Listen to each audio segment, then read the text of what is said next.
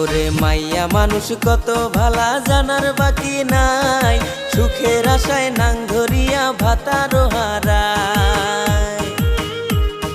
ছেলে মেয়ের কপালে কি দুর্গতি ঘটায়, হায়রে বাচ্চা কাচ্চার কপালে কি দুর্গতি ঘটায়।